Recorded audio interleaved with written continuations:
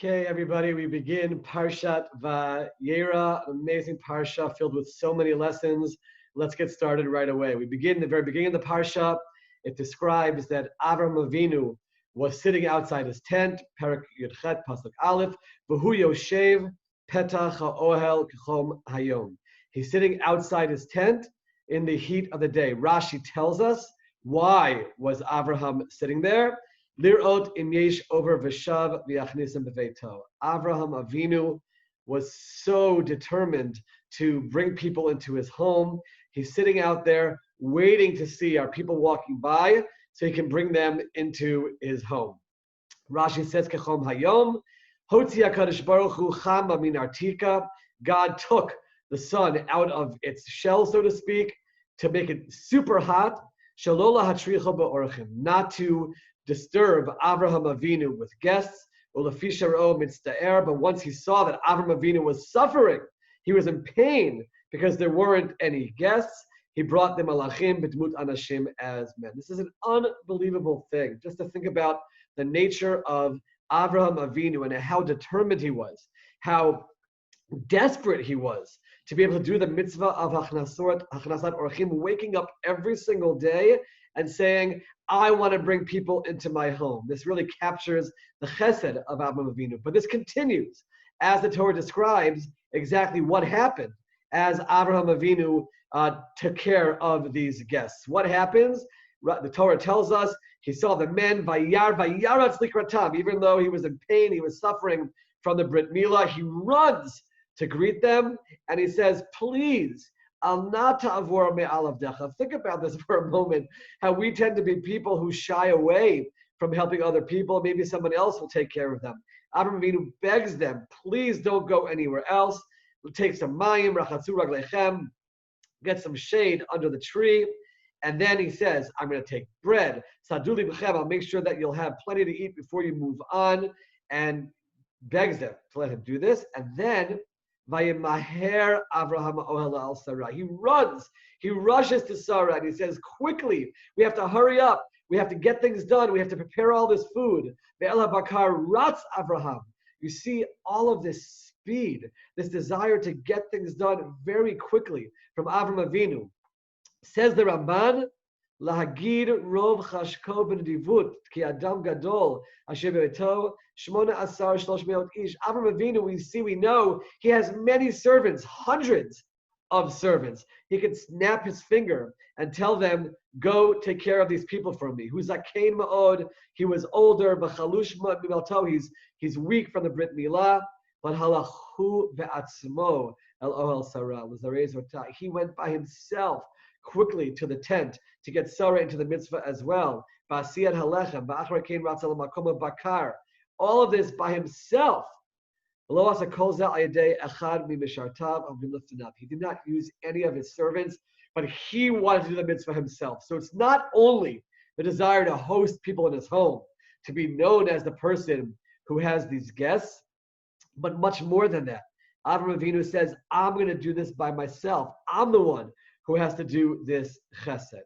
Unbelievable lesson that we learn from here about the mitzvah of Achnasat Orchim.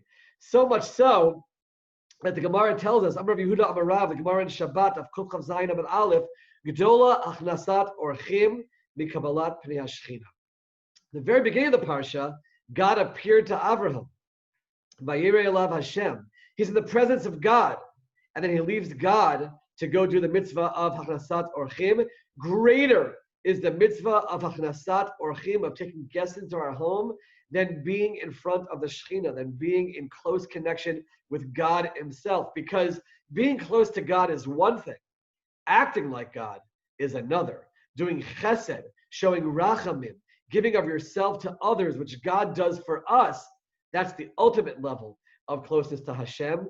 And that's what we see from over here in terms of Avraham Avinu. So much so, we know the Mishnah Perkei Avot, Perek Aleph, Mishnah Hey, Yosef ben Yochanan Ishu Shalayim Omer, Yehi Beitcha Patuach Levracha, you should open your home to the masses. Yu'aniyim B'nei Beitcha, you should make sure that poor people can find a place to live in your home.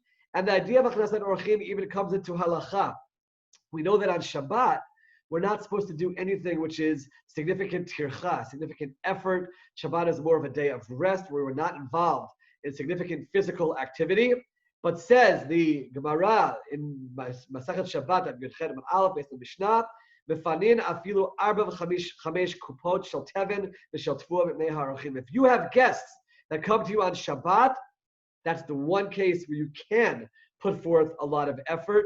You're allowed to get 4 or 5 boxes of straw and wheat in order to take care of your guests. This is an unbelievable concept.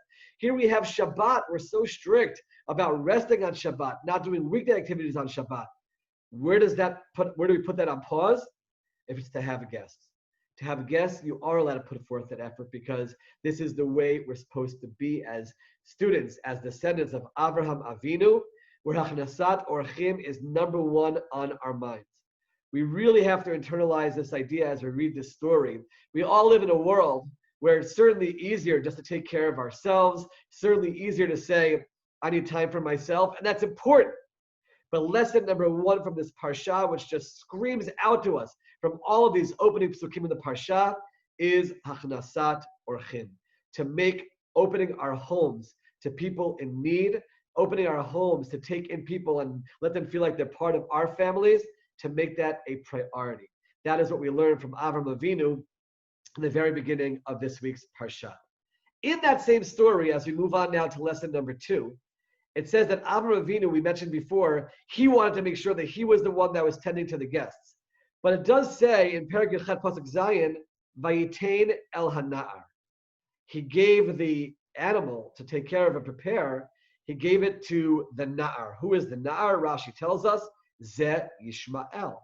This is Abraham's firstborn son that he had with Hagar, Yishmael. And why did he do this, Rashi says? L'chancho b'mitzvot. To educate him about mitzvot. It's very nice for Avram Avinu to take care of all the guests by himself and to make his home open to all these people. But he has to teach his family, teach his children to do the same. This is not just for Avram Avinu himself, but this is something which he wants to give over to future generations as well, to teach them how to do the mitzvot, and teaching them cannot just be education. We know that the Mishnah Avot, Perek Hey, Mishnah Chaf Aleph tells us, Ben Chamesh Shanim Lemikra, beautiful idea that at 5 years old you teach Chumash, Ben Eser LeMishnah, 10 years old you teach Mishnah, Ben Shloshesrei LeMitzvot, and then Chameshesrei LeTalmud for Gemara. And the idea is that you start learning Chumash at 5 and you finish the Tanakh, you finish the written Torah by 10. You start the Mishnah at 10 and you finish that by 15. And then at 15, you start learning Gemara after you've had all the basis of Tanakh and all of Mishnah. There's no doubt that education itself is critical, and we certainly pay a lot of attention to the idea of chinuch. We want our children to certainly see that education is critical, and they have to learn Torah. But Avram Avinu is showing us something much more. Avram Avinu is showing us that we have to put it into actual practice. It's not just in theory.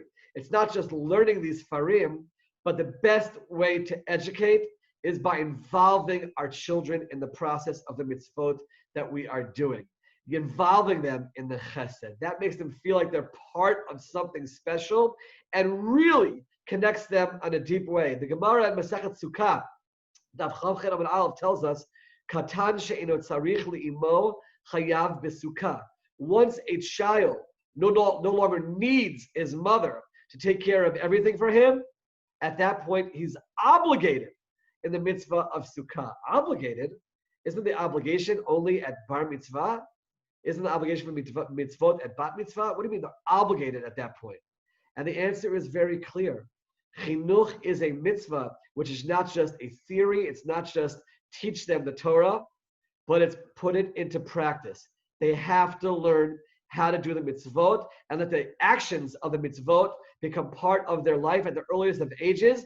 And what Avraham Avinu shows us is that it's not just the ritual of sukkah, of shofar, of matzah, of lulav, but it's chesed. It's the extra level that we do, where it's not a specific obligation at this point in time, go do Hachnasat Orchim, but nevertheless, Avram Avinu makes sure that Yishmael is part of that. We have to learn from this, and this is lesson number 2 from the Parshat, the importance of involving our children in the mitzvot that we're doing, and especially chesed.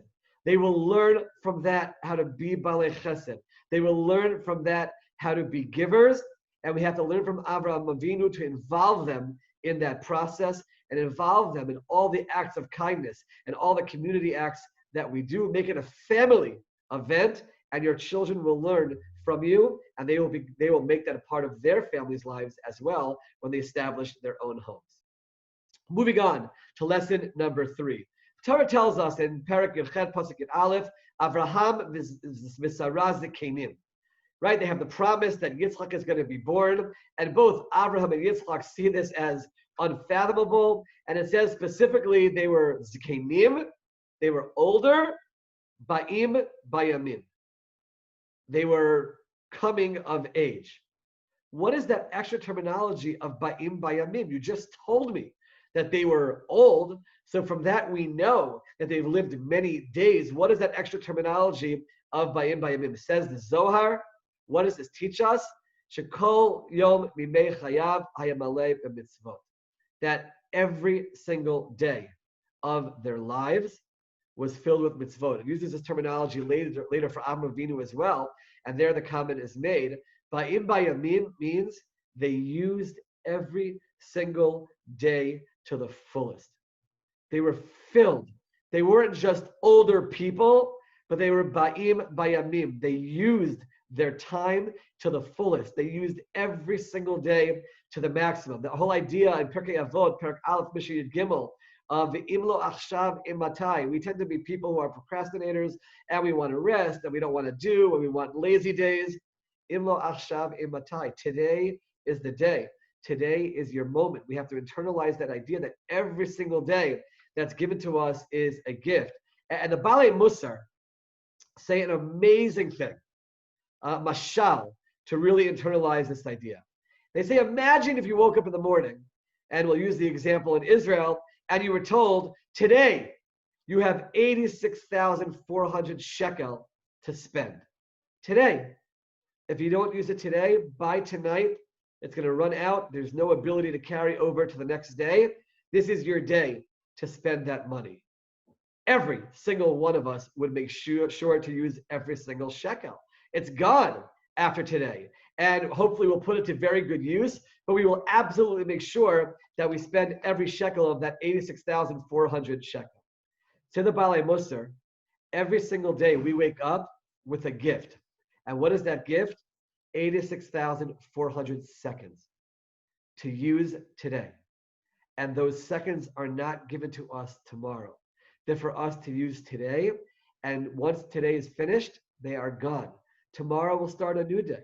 But the seconds, the gifts of the time that we were given today is going to be gone by tomorrow. And that's why we have to make sure that we maximize, just like we would spend every single shekel that were given to us in that theoretical case of the money. We have to make sure that we use every single second, the gifts of the time that's given us today, and use it to the maximum. Of course, there's time for rest. Of course, people need to rejuvenate, but to make sure that we can, as much as we can, use every single moment to the fullest. You know, Rabbi Frand often talks about this. I've heard him speak about it a few times, but he mentioned this idea of time. Imagine for a moment if this announcement came out in the cemeteries around the world and said to the people who have passed away, you have 30 minutes to be alive. How the people would use that time. Some people would run and make sure to use that time communicating, spending time with their families. Other people would do chesed. Others would learn Torah. I guarantee you they would not be on their phones. And I guarantee you they would not be using that time just to relax, just to chill. They would take advantage of every single second. That's the way we have to look at the days that we're given. We don't know what's going to be in 30 minutes from now. We don't know what's going to be tomorrow, but to make use of our time. And that is the lesson that we learn from Abraham and Sarah, this idea of ba'im bayamim. They were not just old in years, but they used their time every single day, every single yom was used to the fullest. And that's the way we have to strive to be as well. That's lesson number 3 that we can learn from Parshat Vayeira. Parsha continues and tells us in Parak Yudchet, Psukim Yud Gimel Yudalid, Vayomer Hashem el Avraham, Lama zet tzachaka Sarah. So Sarah is, she hears that she's promised, or she's told by these men who happen to be angels, that a year from now she's going to have a child. And Sarah laughs. She can't even imagine that this is possible. Lama zet tzachaka Sarah lemor ha'af umnam eleid v'ani zakanti. Right? She said it's not possible that there's going to be a child born to this elderly couple. And then Hashem says, Hayipalei me Hashem davar. Is there anything that Hashem can't do? I'm God. I can do anything. I've created the world. Nothing is impossible when we're talking about the realm of God. And he says, I will come back next year and Sarah will have a child. Those words, Hayipalei me Hashem davar, have to be words that we think about all the time. The Gemara in Masechet Brachot, Daf Yud Amud Aleph, tells us, "Afilu cherev chadam munachat al tzavaro shel adam." Even if a sword, sharpened sword, is on the neck of a person, al yimna atzmo min harachamim.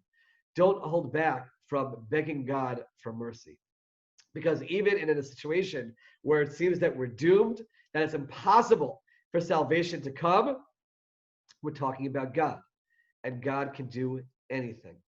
And that's a lesson, a concept that we have to live with throughout our lives. The idea that there's always space for tefillah, there's always room for begging God for rachamim, for mercy, even when all things seem to be lost. Hashem can do anything. And that has to give us tremendous hope as we live through our lives. We talked in the past about the challenges that God constantly gives us in our lives, and they're always there. And there are times when it seems that the challenge is too great to overcome. There's no way out of this situation, whether it's medical, whether it's parnasa, whether it's family related, whatever it is, nothing is beyond God. And God can come into any situation and help. And we have to turn to him and yearn for his salvation. And this is something which we learn from this terminology, and this will give us a tremendous ability to deal with the challenges that come our way, to recognize that there's never anything which is beyond the scope of God stepping in. Nothing is impossible. Hayipalei me Hashem davar. That's lesson number 4 that we can learn from this week's Parsha. Moving on, Hashem comes to Abraham and tells him that he's going to destroy Sodom, a city filled with evil people. We saw last week, they were A'im, they're Chata'im la Hashem. The Midrashim go into great detail about the horrible nature of the people of Sodom, the exact opposite of Abraham and all of his chesed. And Abraham hears this. And how does he react? Vayogash Abraham, he comes to God, Vayomer, Ha'af tispet tzaddik im rasha. You're going to really wipe out this entire city? Are you really going to do this? Ulayish 50 tzaddikim b'toch ha'ir. Maybe there are 50 tzaddikim. Please, Hashem, don't destroy the entire city. Notice, Abraham is not asking for the tzaddikim to be spared. He's asking for the entire city to be spared. It bothers Abraham that Hashem is destroying an entire city that are filled with people who Torah itself said they are Rishaim. There's an unbelievable lesson that we learn here about the need for us to care, not just about the spirituality and the welfare of the Jewish people, but of every single person in the world. They're all creations of God, and we have a responsibility to care for them as well. This is a primary concept in Judaism where we do not say it's just about us. Remember, we're one of the only major faiths that say that people of other faiths can earn Olam Haba. They don't have to be Jewish. They don't have to become Jewish in order to earn the world to come. And we have a responsibility for their spirituality as well. You know, the Torah tells us in the story of Yetziat Mitzrayim, one example is just in Shemot Perek Zayin Pasuk Hey, when God says, I'm going to do all the makot, I'm going to do all the miracles to take the Jewish people out of Egypt, one of the reasons it says is, V'yadu Mitzrayim ki ani Hashem, that the Egyptians will know that I am God. That the Egyptians will know that I am God. We talked about last week that all of Mitzrayim was for the Jewish people to learn emunah, to learn faith in God. V'yadu Mitzrayim, the Egyptians should know, yes, God cares about the spirituality of the non-Jews as well, and wants them to be inspired and find monotheism and become B'nai Noach, accept the mitzvah which they're supposed to fulfill, and earn Olam Haba. And God is concerned about them. We also have to be concerned about them. Avraham Avinu begs God and says, please do not wipe out this city. Find a way to save these people, even though they might be Risha'im and Chata'im la Hashem, because we want them to turn around. We want them to start serving God. We want them to do tshuva. We care about their spirituality as well. And take note that all of us made this point in our prayers this past Yamim Noraim on Rosh Hashanah and Yom Kippur. What did we say when we were diving to God over and over again? On Rosh Hashanah and Yom Kippur, Uvachein tein pachtacha Hashem Elokeinu. By God, your awe, the fear of God should be on who? Al kol ma'asecha, on all of your creations, not just the Jewish people. Ve'ematcha, the dread, the awe of this great God should be al kol ma'ashebarata, for all that you've created.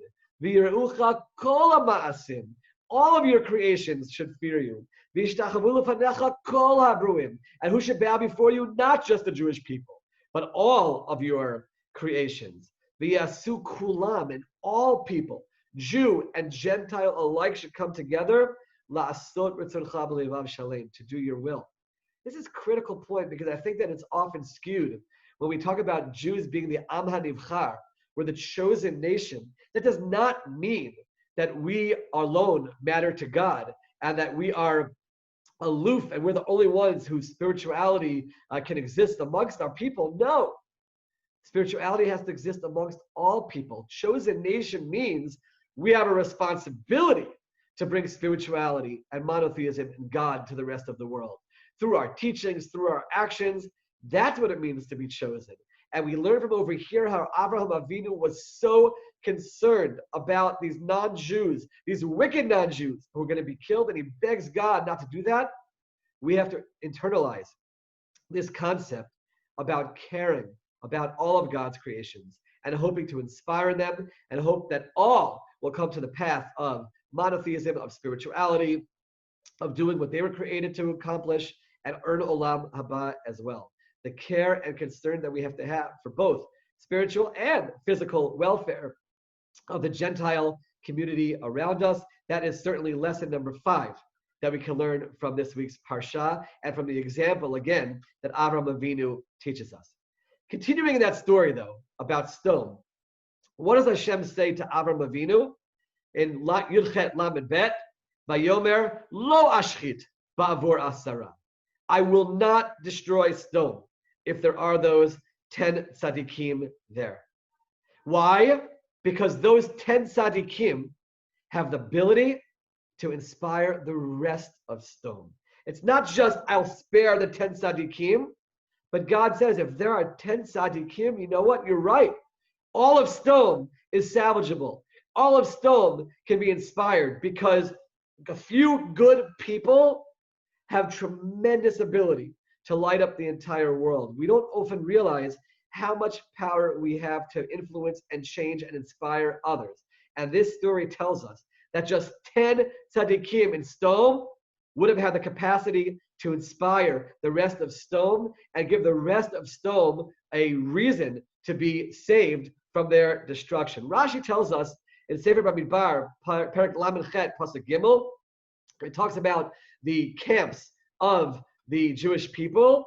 Usmuchin lahem, who was close to Moshe, Aaron, and the children. Degel Machane Yehuda, V'hachonim alav Yisachar Uzvulin. And Rashi says, quoting Chazal, Tov la tzaddik, Tov l'shcheno. A tzaddik is not just good for himself, but he's good for his neighbors as well. And lefisha yushchenav shel Moshe, because Yehuda, Yisachar, Zvulun, because they were neighbors of Moshe in terms of the encampments, Shaya Osik b'Torah, because Moshe was sitting and learning Torah, Nasu Gdolim b'Torah.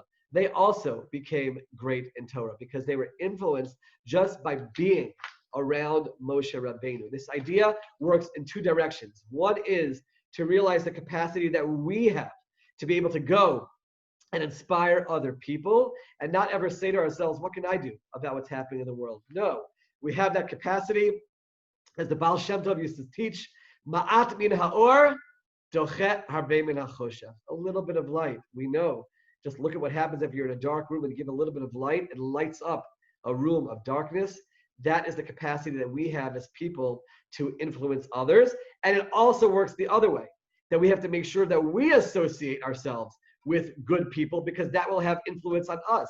As the Mishnah says in Pirkei Avot, Perak Aleph of Mishnah Dalid, Yihi beitcha beit vad l'chachamim, open your house to chachamim, to wise people, to tzaddikim, to people who know Torah, and just roll in the dirt, or be around the tzaddikim, that the Talmidei Chachamim, that their dust when they walk should just sprinkle upon us. And then drink with thirst their words. Be around great people. Be around Talmidei Chachamim, around tzaddikim, around people who can have a positive influence on us. Because just by being near them, just the osmosis of being near them helps us spiritually. So we have two angles over here in terms of lesson number 6 from the Parsha. Number 1 is we should make sure that we are around great people because they'll have influence on us, but also recognize the influence that we can have on others. If we are working on ourselves to be as great as we can be spiritually, to be as kind as we can be to others, to be as people who know Torah and have Torah that we can share, let that be something which flows to the people around us. We have the ability to make a tremendous, tremendous impact. Just 10 tzaddikim in Sdom had the capacity to save all of Sdom. And going back to that concept before of, is anything impossible for Hashem?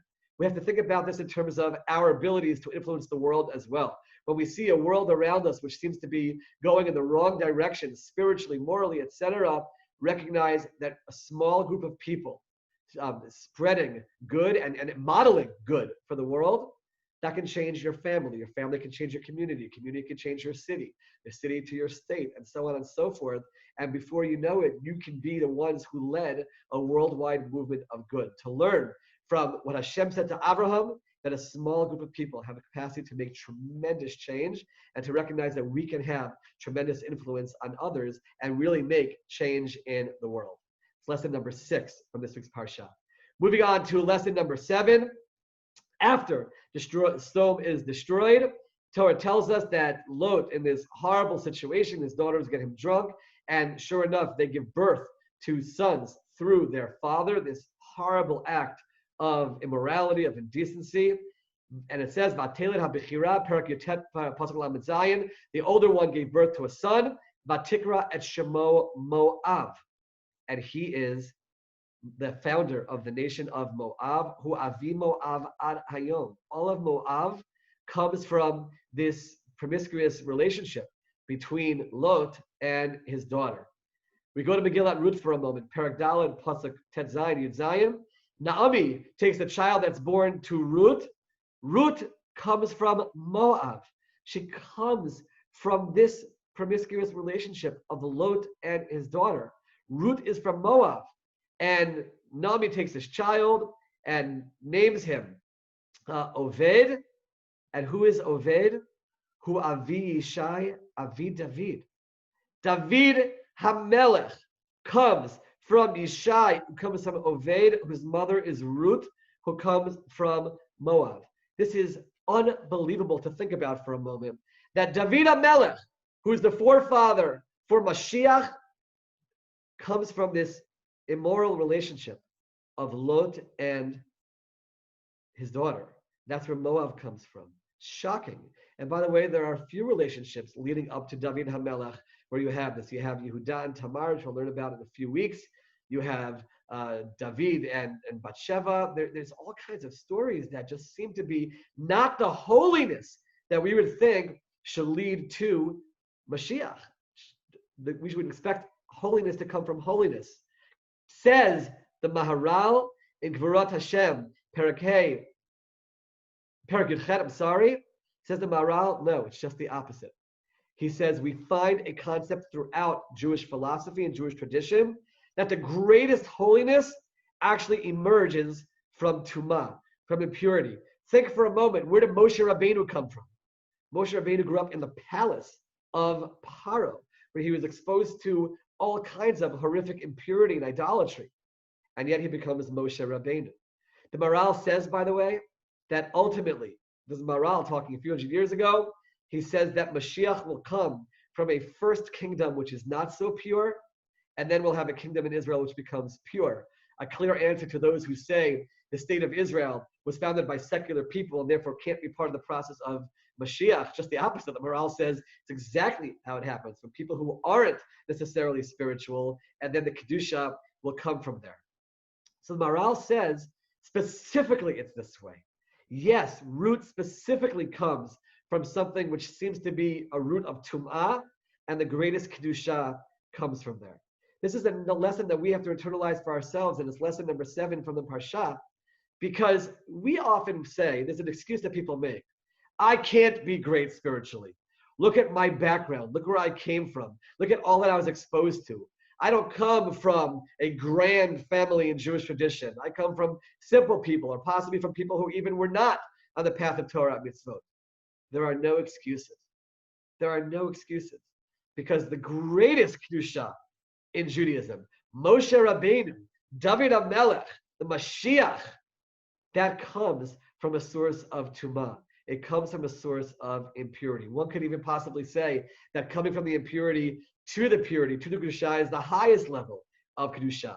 But either way, we must internalize this lesson that we learn from this very clearly, that the whole path to Mashiach comes from this Tum'ah. That leads to Kedusha. None of us have any excuses. No matter what our backgrounds, no matter what we've exposed to, all of us have the capacity to go from that Tum'ah and reach the highest levels of Kedusha. Lesson number 7 from this week's Parsha. Moving on, we have this really sad story. After Yitzchak is born, that's a tremendous story. But then we have this controversy, this difficulty, this challenge between Ishmael and Yitzchak. And Avram Avinu does not want to get rid of Ishmael, but Hashem says, listen to Sarah, you have to do so. Abraham gets up, Perek Aleph, Pasukim Yudalet through Chaf, we have this whole story. Avram Avinu gets up and he sends Hagar on her way. What a horrific moment for a father. Sending his son, his firstborn son, on his way with enough water for a certain period of time, but they go to the desert, they have no water, it's all gone, and they're crying to God, and God hears, by Yishmael Elokim et Kol Hanar, he hears Ishmael's cry, and he tells him, don't worry about it, L'goy Gadol Asimenu, I'm going to make you a great nation as well. By Yehi Elokim et Hanar, God was with Ishmael. This is really unbelievable as we talk about the story of Yitzchak and Ishmael, which is the story today of the Jewish people and the Muslim nation, which comes from Ishmael, the Arabs that surround us in Israel, where we see this horrific moment where this break takes place. But God says Ishmael will be a factor in the world. And what does it say at the end of the story in Breshit, Perek Kafhei, Psukim Chet and Tet, next week's Parsha? Vayamet Avraham, Avram Avinu passes away. Vayikberu Oto, who buries him? Yitzchak v'Yishmael banav. Yitzchak and Ishmael bury him. They come back together. There was this moment in this week's Parsha where there's a complete break, a horrific break between the two. But at the end of the story, when Abraham is buried, they come back together. Says Rashi, Mikan she'asa Yishmael tshuva. We see that Ishmael did tshuva and reconciled with Yitzchak. And explained Mefarshim that he understood that Yitzchak has the right to Eretz Yisrael, and he's the one who carried on Avram Avinu's tradition, but they're able to get along together with peace. You know, I have to tell you that the commentaries say that this is what's going to happen at the end of times, that this story that took place in Breshit is Maseh Avot Simalim Banim and will happen in the future as well. And look at the time we're living in today. What an unbelievable time where we see the horrific break between Yitzchak and Ishmael and all the struggles that we've had in the wars with the Arab nations around us.